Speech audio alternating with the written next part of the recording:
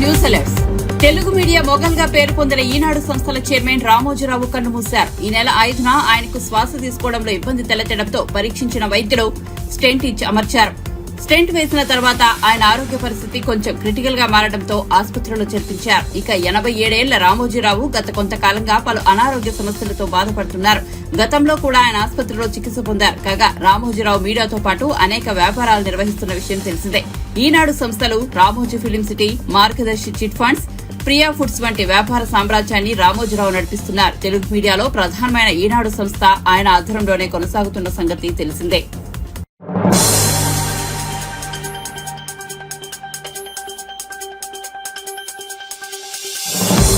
వరుసగా మూడోసారి ప్రధానిగా నరేంద్ర మోదీ ప్రమాణ స్వీకారం చేసేందుకు ముహూర్తం ఖరారైంది. జూన్ 9వ తేదీ రాత్రి 7:15 ఢిల్లీలోని రాష్ట్రపతి భవన్ లో ఈ ప్రమాణ స్వీకారోత్సవం జరగనుంది. నరేంద్ర మోదీతో మంత్రివర్గం సభ్యులతోనూ రాష్ట్రపతి ద్రౌపది ముర్ము ప్రమాణ స్వీకారం చేయనున్నారు. ఈ మేరకు రాష్ట్రపతి భవన్ నుంచి ఒక ప్రకటన వెలువడింది. కాగా టీడీపీ అధినేత చంద్రబాబు, బీజేపీ జాతీయ అధ్యక్షుడు జేపీ నడ్డాతో ప్రత్యేకంగా సమావేశమయ్యారు. వీరి భేటీ దాదాపు అరగంట పాటు సాగింది. అనంతరం చంద్రబాబు అమిత్ షాను కలిశారు. బీజేపీ అగ్రనేతలతో సమావేశం అనంతరం చంద్రబాబు టీడీపీ ఎంపీలను కలిశారు. ఎన్డీఏ పెద్దలతో సమావేశం వివరాలను చంద్రబాబు తన ఎంపీలతో పంచుకున్నారు.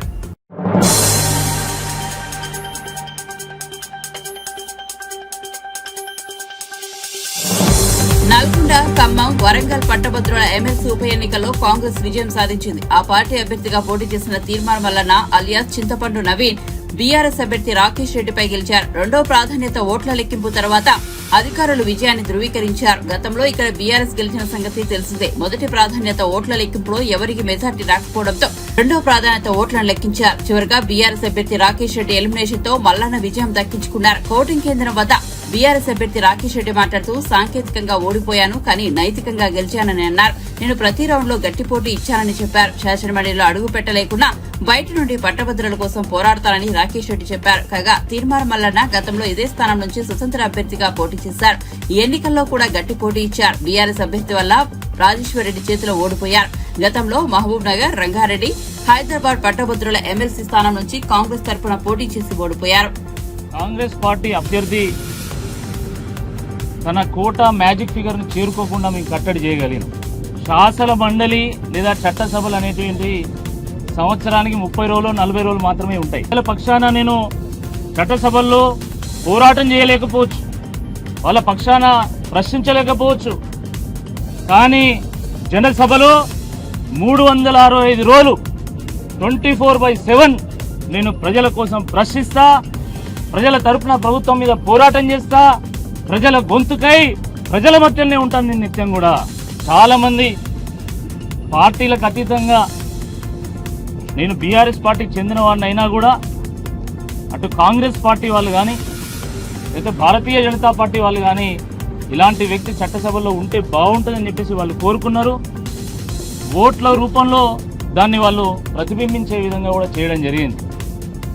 ఇదే కాంగ్రెస్ పార్టీ అభ్యర్థికి ఓటు వేసినటువంటి మొదటి ప్రాధాన్యత ఓటు వేసినటువంటి వాళ్ళలో సగానికి పైగా నాకు ఓట్లు వేసాను సెకండ్ ప్రయారిటీలో. అంటే కాంగ్రెస్ పార్టీకి ఓటు వేసినటువంటి వాళ్ళు కూడా నేను గెలవాలని కోరుకున్నారు. కానీ దురదృష్టవశాత్తు మొత్తం ప్రభుత్వానికి ఎదురొడ్డి పోరాడింది. అధికార యంత్రాంగం ప్రభుత్వం మొత్తం ఒకవైపు అయితే నేను మా పార్టీ ఇంకోవైపు. కాబట్టి నేను విజయం సాధించలేకపోవచ్చు, కానీ తప్పకుండా నైతికంగా తప్పకుండా నేను విజయం సాధించాను 100%. వివిధ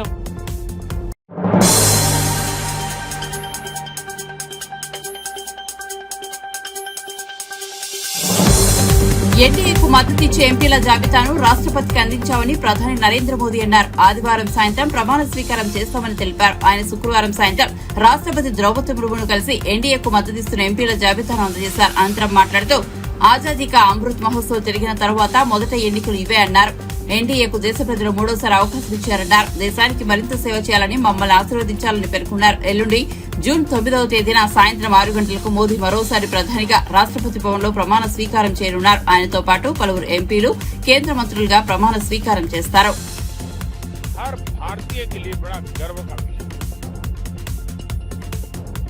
और मैं देशवासियों को विश्वास दिलाता हूं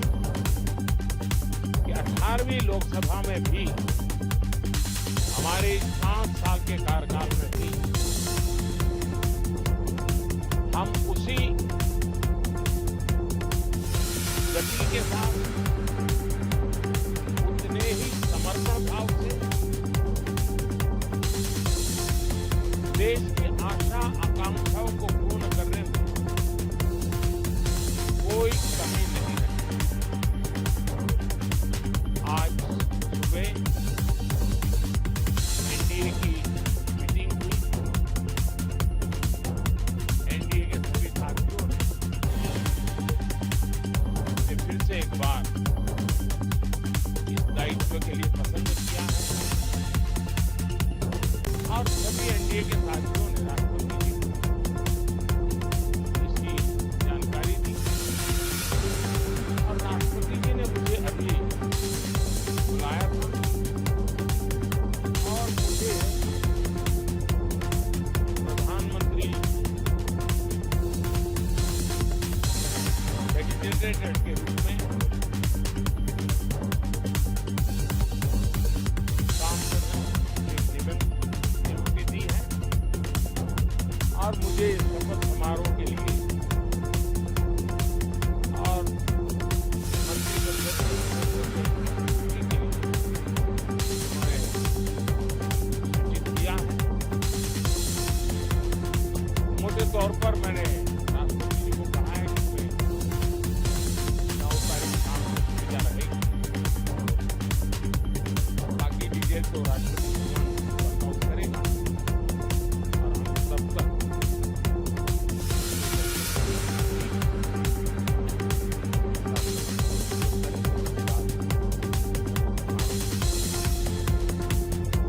साथियों, सरकार एनडीए की एक प्रकार से एनडीए 1, एनडीए 2 और एनडीए 3 ये निरंतर और हमारे संकल्पों को लेकर के, सुशासन के प्रति हमारी प्रतिबद्धता को लेकर के और देश के सामान्य जन के सपनों को पूरा करने के प्रयास से इस निरंतरता को हम और अधिक ऊर्जा के साथ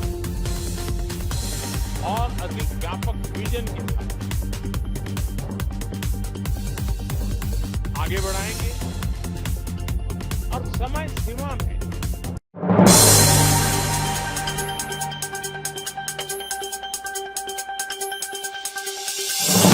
గన్నవరంలో వల్లభనేని వంశీ నివాసంపై టీడీపీ గుండాలు దాడి చేశారంటూ వైసీపీ తీవ్ర ఆరోపణలు చేయడం తెలిసిందే. దీనిపై గన్నవరం టీడీపీ ఎమ్మెల్యే యార్లగడ్డ వెంకట్రావు స్పందించారు. వల్లభనేని వంశీ అనుచరులే తమ వాళ్లను రెచ్చగొట్టారని వెల్లడించారు. వంశీ అనుచరులు తమ వాళ్లను దూషించారని ఆరోపించారు. ఉద్రిక్తతల నేపథ్యంలో సీఆర్పీఎఫ్ బలగాలు మా వాళ్లపై లాఠీచార్జ్ చేశాయి. సీఆర్పీఎఫ్ బలగాల దాడుల్లో 8 మంది గాయపడ్డారు. కొందరు పోలీసులు ఇంకా వైసీపీకి కొమ్ము కాస్తున్నారు. మా కార్యకర్తల్లో 5 కనిపించడం లేదు, వారిని వెంటనే విడిచిపెట్టాలని యార్లగడ్డ వెంకట్రావు డిమాండ్ చేశారు. వాళ్ళకి రక్షణ కల్పించారు తప్ప ఎల్లుని వీళ్ళ మీద దాడి చేసి ఇంకా వైసీపీ ప్రభుత్వం ఉన్నట్టుగా వాళ్ళు భావిస్తున్నారు. గతంలో ఇదే పరిస్థితులు ఉన్నాయి. నా నియోజకవర్గంలో పోలీస్ స్టేషన్ ఉన్నా వేస్ట్ అని చెప్పా మీ మీడియాతో. అన్ని అక్రమ కేసులు, ఎవడు దెబ్బలు తిన్నాడు ఆడి మీదే కేసులు పెడతారు. ఎనికేపాడులో అతను ఆ రోజు వస్తే ఆ రోజు 170 మంది పోలీసులు రోప్ పట్టి పెట్టి ఉన్నందుకు సిగ్గుపడాలి పోలీసులు. అదే పోలీస్ సిస్టమ్ దాదాపు వాళ్ళే ఉన్నారు ఆఫీసర్లు, సిపి గారు తప్ప. ఇవాళ మళ్ళా కార్యకర్తలని వాళ్ళకి ఇంజురీస్ అయితే పోలీసు వాళ్ళు లాఠీ చార్జ్లో పోలీసు వాళ్ళు సిఆర్పీఎఫ్ని పిలిచారు. అంటే ఈ లా అండ్ ఆర్డర్ని వీళ్ళు ఏడవలేరా? వీళ్ళు కంట్రోల్ చేయలేక సిఆర్పీఎఫ్ని పిలిచారా? లేకపోతే గతంలో ఉన్న సంబంధాలు, గతంలో తీసుకున్న డబ్బులు, గతంలో ఉన్న సంబంధాలతో ఇంకా అలాగే కొనసాగుదాం అనుకుంటున్నారా? ఇప్పుడు కూడా 6 తెలుగుదేశం పార్టీ కార్యకర్తలు ఎక్కడున్నారో తెలియదు, ఏ స్టేషన్లో ఉన్నారో తెలియదు. ఒక 2 మాచవరం స్టేషన్లో ఉంటే వాళ్ళు మాత్రం పంపించారు, వాళ్ళు హాస్పిటల్ అడ్మిట్ అయ్యారు. తెలుగుదేశం పార్టీ కార్యకర్తల మీద దాడి జరిగితే తెలుగుదేశం పార్టీ కార్యకర్తలని నేను సంయమనం పాటించాల్సిందిగా నేను మా శ్రేణులందరికీ చెప్పా. ప్రజాస్వామ్యంలో హింసకు తావలేదని చెప్పా. అలాగే నేను మా వాళ్ళని సంయమనం పాటించమని చెబుతున్నా. కానీ ఎన్నికలకు ముందు తేలపురంలో జరిగిన సంఘటనలు కానీ, నేను పోలింగ్ సరళిని పరిశీలించగినప్పుడు నా కారు మీద దాడి చేసినప్పుడు కానీ ఏమీ చేయలేని పోలీసు ఇవాళ మాత్రం సిఆర్పీఎఫ్ని పిలిచి తెలుగుదేశం పార్టీ కార్యకర్తలు కొట్టిస్తానని తీవ్రంగా ఖండిస్తున్నా. పోలీస్ శాఖ వైఫల్యంగా నేను భావిస్తున్నా. అంటే ఈ ఇంత పెద్ద విజయవాడ కమిషనరేట్లో పోలీసులు చాలక సిఆర్పీఎఫ్ని పిలిచారని అడుగుతున్నా. అసలు పోలీసులు ఎంతమంది ఉన్నారని అడుగుతున్నా. ఇంకా న్యాయమైన పోరాటాలు చేసే ఓపిక మాకు కూడా లేదు. ప్రతిదానికి సహనానికి కూడా హద్దులు ఉంటాయి. మేం గొడవలకు వెళ్ళం కానీ కార్యకర్తలు అత్యుత్సాహంతో కొన్నిసార్లు చేస్తే అన్నీ మనకు తెలిసేది. నేను వారిస్తున్న గ్రామాల్లో కొన్నిసార్లు జరుగుతున్నాయి. నేను గన్నవరం నియోజకవర్గంలో విజయోత్సవ ర్యాలీలు కానీ పెట్టలా. ఎందుకంటే సమయం పాటిద్దాం మనం, లేకపోతే గొడవలు జరుగుతాయనే ఉద్దేశంతో వీడియో కూడా నేను రిలీజ్ చేశా. ఈ పోలీస్ శాఖలు మరి ఏం చేస్తున్నారో నాకైతే అర్థం అవట్లా. వాళ్ళకి నేను తెలుగులో చెప్పాను, పోలీస్ డిపార్ట్మెంట్ చాలా దుర్మార్గంగా వ్యవహరించింది. దాంట్లో నో డౌట్ అబౌట్ ఇట్. అంటే పోలీస్ శాఖ వారు అక్కడికి వెళ్ళిన తెలుగుదేశం పార్టీ కార్యకర్తలను అదుపు చేయలేక అవతల డాబాపైకి ఎక్కి ఏదో ఫింగర్స్ చూపెత్తే లాంటి కవ్వింపు చర్యలు పాల్పడితే దుర్మార్గంగా వ్యవహరించారు. అక్కడ ఉన్న వాళ్ళు చెప్తారు ఏం జరిగిందో. నేను వాళ్ళని వారిచ్చి నాకు తెలియకుండా జరిగిన సంఘటన. యాక్చువల్లీ నేను రాత్రి 3:30 ఇక్కడ ఉన్న గన్నవరంలో వచ్చి కలుస్తుంటే పొద్దున్న 6 దగ్గర నుంచే ఇంటికి మళ్ళీ వస్తుంటే వాళ్ళు 2 ఎప్పుడో 2:15 ఏసీపీలు సిఐలు అందరూ నన్ను కలవడానికి వచ్చారు మర్యాదపూర్వకంగా. నేను వాళ్ళకు కూడా చెప్పాను, నిద్రలేదు రాత్రి నుంచి 2 గంటలు పడుతుందని మామూలు క్యాజువల్గా చెప్పాను. నేను తర్వాత జరిగిన సంఘటన తెలుసుకుని కార్యకర్తల కోసం అక్కడికి వెళ్ళా. పోలీసు ఎంత దుర్మార్గులంటే, sorry to say this word,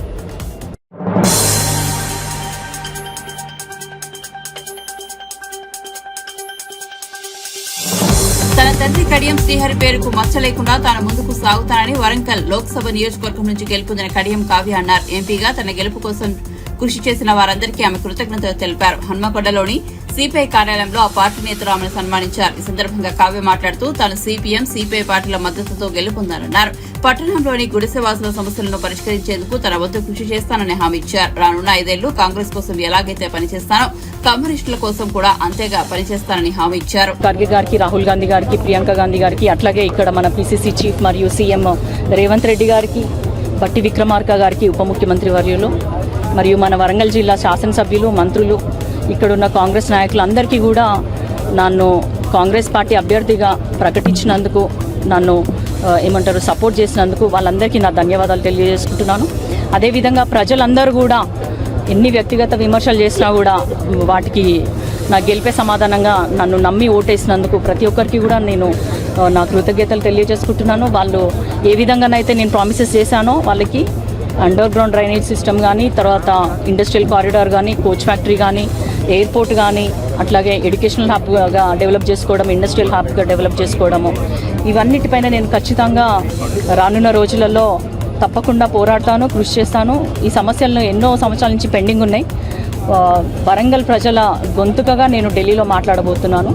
అందుకు అవకాశం కల్పించిన ప్రజలందరికీ కూడా పేరు పేరున నేను నమస్కారాలు తెలియజేసుకుంటున్నాను.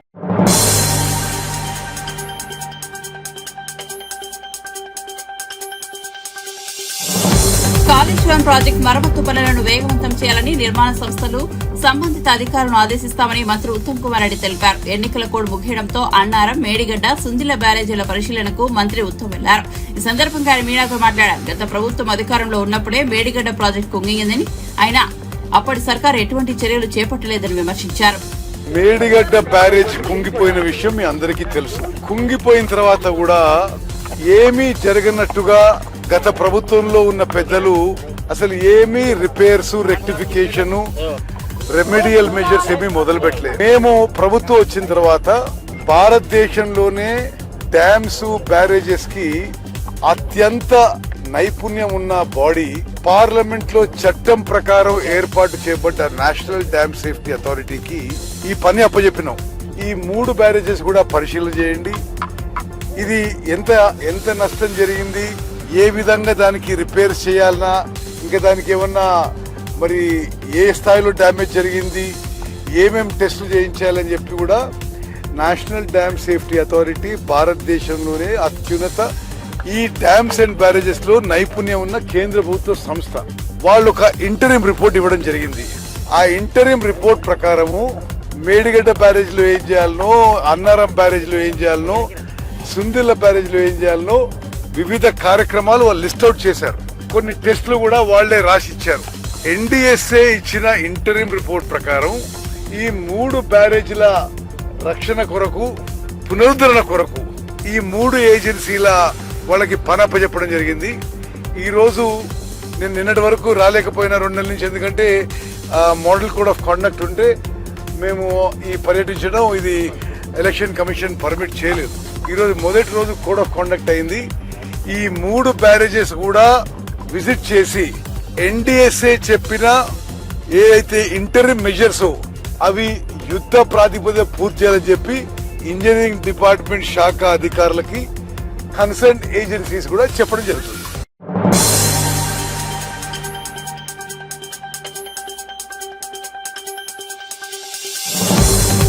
ఇటీవల ఏపీ ఎన్నికల సందర్భంగా టాలీవుడ్ నటి ప్రముఖ యాంకర్ శ్యామల పిఠాపురంలో వైసీపీ అభ్యర్థి వంగగీత తరపున ప్రచారం చేయడం తెలిసిందే. ఈ సందర్భంగా ఆమె జనసేనాని పవన్ కళ్యాణ్ పై చేసిన వ్యాఖ్యలు జనశ్రేణుల్లో తీవ్ర ఆగ్రహం కలిగించాయి. పిఠాపురంలో వంగగీత విషయం పక్క, పవన్ అరవడం, ఆయాసపడ్డం తప్ప ఇతరులకు సాయపడ్డం నేనెప్పుడు చూడలేదంటూ శ్యామల చేసిన వ్యాఖ్యలతో పవన్ అభిమానులు జన సైనికులు బగ్గుమన్నారు.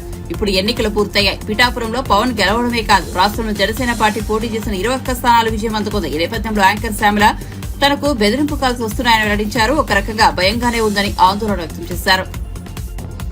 ప్రియమైన ఆంధ్రప్రదేశ్ ప్రజలకి నమస్తే. జరిగిన ఎన్నికల్లో ప్రజలిచ్చిన తీర్పుని స్వాగతిస్తున్నాము. ఖచ్చితంగా ఈ క్షేత్ర స్థాయిలో జరిగినటువంటి ఎన్నికల్లో ప్రజలదే అంతిమ తీర్పు. మీ తీర్పుని ఖచ్చితంగా స్వాగతిస్తున్నాం, గౌరవిస్తున్నాను. ముందుగా అఖండ విజయాన్ని మూటగట్టుకున్న కూటమికి ధన్యవాదాలు. పెద్దలు నారా చంద్రబాబు నాయుడు గారికి, అలాగే పవన్ కళ్యాణ్ గారికి, బీజేపీ సభ్యులందరికీ, పురంధరేశ్వరి గారికి, అందరికీ కూడా హార్దిక కృతజ్ఞతలు తెలియజేసుకుంటున్నాము. అలాగే వైసీపీ గెలుపు కోసం కష్టపడ్డ ప్రతి కార్యకర్తకి, ప్రతి ఒక్కళ్ళకి, వైసీపీ కుటుంబం మొత్తానికి కూడా పేరు పేరున ధన్యవాదాలు. ఎస్, ఓడిపోయాము, కానీ ఒకటి గుర్తుపెట్టుకోవాలి, గెలిచిన నాడు ఎప్పుడూ విర్రవీగలేదు విజయ గర్వంతో, ఓడిపోయిన నాడు ఏనాడు కూడా కుంగిపోలేదు. అలాగే ఈసారి కూడా మన జగన్మోహన్ రెడ్డి గారు మరింత బలాన్ని పుంజుకుని మళ్ళీ ఖచ్చితంగా మీ అందరి సపోర్ట్తో మనందరం కలిసి జగనన్నతో నడిస్తే ఖచ్చితంగా మళ్ళీ ఒక మంచి ప్రభుత్వంగా మనం ఏర్పాటవుతాము. దేవుడిపై నమ్మకం ఉంచి ప్రజలకి మంచి జరగాలని కోరుకుంటూ, ఎస్, ఎప్పటికీ జగనన్నతోనే అందరం కలిసి నడుద్దాము, మంచి చేద్దాం. ఏదైనా ప్రజలకి మంచి జరగడం ముఖ్యం. ఈ 5 ఏళ్లు కూడా ఆంధ్రప్రదేశ్కి ఎంత మంచి జరగాలో అంత మంచి జరగాలని మనస్ఫూర్తిగా కోరుకుంటున్నాను. జై వైసీపీ, జై జగన్. థ్రెటనింగ్ కాల్స్ గురించి వచ్చేసరికి, ఎస్, చాలా కాల్స్ వస్తున్నాయి, చాలా బెదిరిస్తున్నారు. ఒక రకమైన భయంగానే ఉంది నాకు కూడా. కానీ ఏంటంటే ఒకటే చెప్పాలండి, నేను మీకు ఒకటి నచ్చుతుంది, నాకు ఒకటి నచ్చుతుంది, అలా అని చెప్పి మీకు నచ్చింది నాకు నచ్చిందని చెప్పి మీరు బతకడానికి వీల్లేదు అంటే ఇది చాలా అన్యాయం అన్నా, చాలా అన్యాయం. సో ప్లీజ్, దయచేసి ఏది కూడా వ్యక్తిగతంగా తీసుకోవద్దు. నేను వ్యక్తిగతంగా ఎవరిపైన విమర్శలు చేయలేదు, చెయ్యను కూడా. ఎప్పటికీ నాకు చాలా గౌరవం. ఎవరన్నా కూడా వ్యక్తిగత విమర్శలు ఏవి నేను ఎప్పుడు చేయలేదు, చేయని మళ్ళీ చెప్తున్నాను. దయచేసి మీరు కూడా ఏది పర్సనల్ గా తీసుకోవద్దు. ఎస్, ఒక పార్టీని గెలిపించేటువంటి ప్రయత్నంలో నేను ఎంత చేయాలో అంతా చేశాను, ఉన్నదే చెప్పాను, లేనిది ఎక్కడా మాట్లాడలేదు. దయచేసి దాన్ని అర్థం చేసుకుంటారని కోరుకుంటున్నాను.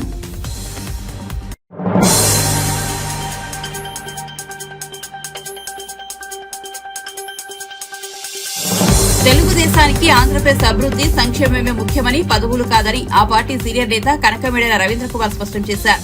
ఆంధ్రప్రదేశ్ పునర్నిర్మాణానికి అంకితమవుతామన్నారు. ఎన్డీఏలో భాగస్వామ్యంగా ఉంటూ కేంద్ర సహకారంతోనే రాష్ట్రానికి కావాల్సిన వాటిని సాధిస్తామని చెప్పారు. ఢిల్లీలో చంద్రబాబు అధ్యక్షతన జరిగిన ఎంపీలు, తెలుగుదేశం నేతల సమావేశంలో కనకమేడల పాల్గొన్నారు. ఇప్పుడున్నటువంటి రాష్ట్రంలో ఈ 5 సంవత్సరాల్లో జరిగిన విధ్వంసాన్ని దృష్టిలో పెట్టుకుని ఆంధ్రప్రదేశ్ని పునర్నిర్మించడానికి, ఆంధ్రప్రదేశ్లో ఉన్న మౌలిక వసతులను కల్పించడానికి కావలసినటువంటి నీటి సౌకర్యము, ఇరిగేషన్ నీటి సౌకర్యము ఇట్లాంటివన్నీ కల్పించి పడకేసినటువంటి పోలవరం ప్రాజెక్టుని పునర్నిర్మించటం, అలాగే పాడుపెట్టినటువంటి అమరావతిని మళ్ళీ తిరిగి క్యాపిటల్గా నిర్మించడం, ఇట్లాంటివన్నీ మా ఎన్నికల మేనిఫెస్టోలో ఆంధ్రప్రదేశ్లో ఎన్నికల సందర్భంలో మేము ఏదైతే వాగ్దానాలు చేశామో ఆ వాగ్దానాల అమలుకు సంబంధించి నిత్యము ఎన్డీఏతో మేము సత్సంబంధాలు కలిగి కేంద్ర ప్రభుత్వం యొక్క సహకారాన్ని కోరుతాం. అదే దశల వారీగా, అంశాల వారీగా కొనసాగుతున్న ప్రక్రియ. ఈ ఒక మీటింగ్లో తీసుకునేటటువంటి నిర్ణయం కాదు. అది కంటిన్యూస్గా మేము ఎన్డీఏలో ఉంటాము కాబట్టి ఎన్డీఏతో రిలేషన్ ద్వారా మాకు కావలసినటువంటి ఆంధ్రప్రదేశ్కి, మాకు ఇన్ ది సెన్స్ ఆంధ్రప్రదేశ్ భవిష్యత్తుకు కావలసినటువంటి అంశాలన్నీ కూడా ఒకటికి ఒకటి కేంద్ర ప్రభుత్వం ద్వారా రిక్వెస్ట్ చేసి వాళ్ళ ద్వారా మేము సాధించుకుని ఆంధ్రప్రదేశ్ పునర్నిర్మాణానికి అంకితమవుతాం. Thank you. ఆంధ్రప్రదేశ్లో ఎప్పుడూ కూడా తెలుగుదేశం పార్టీ పదవుల కోసం ప్రాకులాడలేదు. పదవుల గురించి మేము పదవులను కూడా పణంగా పెట్టి వాజ్పేయి గారి గవర్నమెంట్లో బయట నుండి సపోర్ట్ చేసి ఆంధ్రప్రదేశ్లో పదవులు తీసుకోకుండా 5 సంవత్సరాలు వాజ్పేయి గారి గవర్నమెంట్కి ఎటువంటి ఇంటర్ఫీరెన్స్ లేకుండా కొనసాగిందండి. అప్పుడు కూడా మేము ఎన్డీఏలో ఉన్నాం. కనుక ఆంధ్రప్రదేశ్కి పదవులు, తెలుగుదేశానికి పదవులు ముఖ్యం కాదు.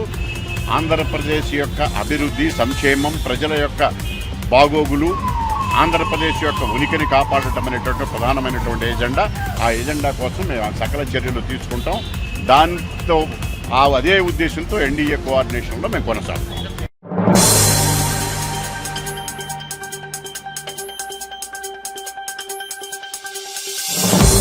అన్నమయ్య జిల్లా రాజంపేటలో టీడీపీ జనసేనకు మద్దతుగా వైఎస్ఆర్సీపీ మాజీ ఎమ్మెల్యే మేడా మల్లికార్జున రెడ్డి పేరుతో ఫ్లెక్సీలు వెళ్తాయి. కాబోయే ముఖ్యమంత్రి చంద్రబాబు, జనసేన అధినేత పవన్ కళ్యాణ్ కు మల్లికార్జున రెడ్డి శుభాకాంక్షలు తెలుపుతున్నట్లుగా ఆ బ్యానర్లపై ఉంది. ఈ నెల 12న నియోజకవర్గ వ్యాప్తంగా భారీగా ఇలాంటి బ్యానర్లను వేయాలని నిర్ణయించినట్లు మేడా వర్గీయులు వెల్లడించారు. మేడా సోదరుడు రఘునాథ్ రెడ్డి ఇటీవల రాజ్యసభకు ఎన్నికయ్యారు. అయితే మేడాకు టికెట్ దక్కకపోవడంతో ఆయన ఎన్నికల్లో టీడీపీకి అనుకూలంగా పనిచేయడం గమనార్హం.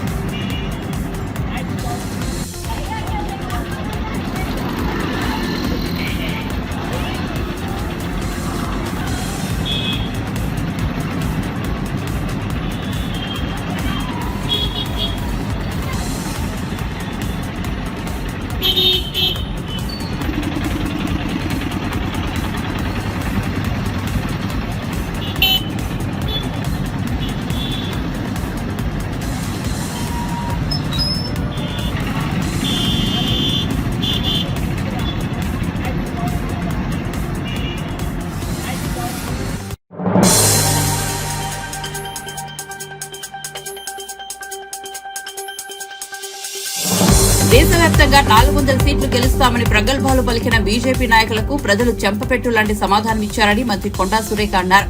వరంగల్లోని భద్రకాళి అమ్మవారిని ఆమె శుక్రవారం దర్శించుకున్నారు. అనంతరం మీడియాతో మాట్లాడిన మంత్రి ఇండియా కూటమి ఎన్నికల ఫలితాలు సంతృప్తికరంగా ఉన్నాయని తెలిపారు.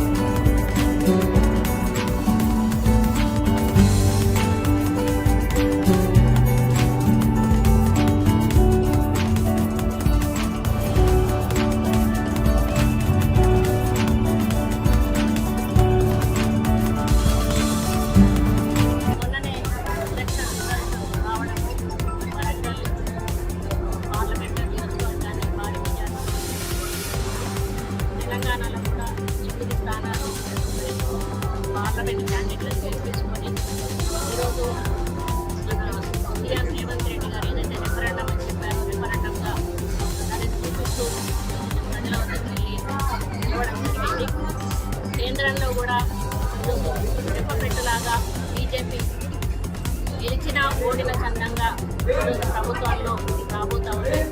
కాంగ్రెస్ కూటమి ఏదైతే ఇండియా కూటమిలో ఊహించిన మెజారిటీకి కొంచెం తక్కువలో అయినా కూడా మేము అనుకున్న విజయాన్ని సాధించామని చెప్పాల్సిన అవసరం ఉంది. రైతులంగా కూడా ఇండియా కూటమి గెలుస్తుందని చెప్పాల్సిన అవసరం ఉంది. మోడీ 400 సీట్ల వస్తాయి అని చెప్పిన మోడీకి దాన్ని రీచ్ కాలేకపోవడం కూడా ప్రజల వ్యతిరేకత అనేది కూడా సందర్భంగా తెలియజేస్తూ ఉన్నాను. ఏది ఏమైనా కూడా రేపటి ఎన్నికలకు ముగియబోతా ఉంది. మా ఎలక్షన్స్ రాగానే వితిన్ 1 to 2 months ఈ ఎలక్షన్స్ రావడం వలన కొంత ఎలక్షన్ కోడ్ 2 నెలల నుంచి ఉండడం వలన మేము అనుకున్న రీతిలో ప్రజల్లో ఉండకపోయినా కూడా 6 గ్యారంటీలలో 2 గ్యారంటీలను అమలు చేస్తాము. రాబోయే ఇప్పటి నుంచి కూడా ఇంకా మిగతా గ్యారంటీల మీద దృష్టి సాధించి అభివృద్ధి సంక్షేమమే ధ్యేయంగా ఈ ప్రభుత్వం ముందుకు పోతుందని తెలియజేస్తా ఉన్నాను. రేవంత్ రెడ్డి గారి నాయకత్వంలో మరి అదేవిధంగా ఒక మినిస్టర్గా మొదటిసారిగా ఇంటికి రావడం జరిగింది. ఎలక్షన్స్ అయినాక వస్తామని చెప్పి అనుకున్న సందర్భంగా మరి భద్రకాళి అమ్మవారి ఆశీస్సులతో మరి వరంగల్లో ఉన్న ప్రతి టెంపుల్ని కూడా అన్ని రకాలుగా ఉండే విధంగా కృషి చేస్తానని ఒక తెలంగాణ దేవాదాయ శాఖ మంత్రిగా కూడా టెంపుల్స్ మీద కూడా ప్రత్యేక సాధిస్తానని మరి గతంలో కొత్త రాష్ట్రమైన ఆంధ్రప్రదేశ్ మనకి ఎటువంటి సహాయ సహకారాలు లేకుంటే ఇప్పుడు అక్కడ కూడా ప్రభుత్వం మారింది కాబట్టి వీలైనంత ఇక్కడ దేవాలయాల కోసం చేస్తానని అదేవిధంగా ఫారెస్ట్ ఎన్విరాన్మెంట్ మినిస్టర్గా కూడా నా బాధ్యతలన్నీ కూడా శ్రద్ధతో నిర్వహించి ప్రజలకు ఎటువంటి ఇబ్బంది కాకుండా ప్రభుత్వం మంచి పేరు వచ్చే విధంగా మరి మా శాఖలను నడిపిస్తానని అదేవిధంగా వరంగల్ ప్రజల మీద ఇప్పుడు ప్రత్యేక దృష్టి సారించి వారి అభివృద్ధి సంక్షేమాన్ని ముందుకు తీసుకుపోతూ మరి నాయక పరిపాలన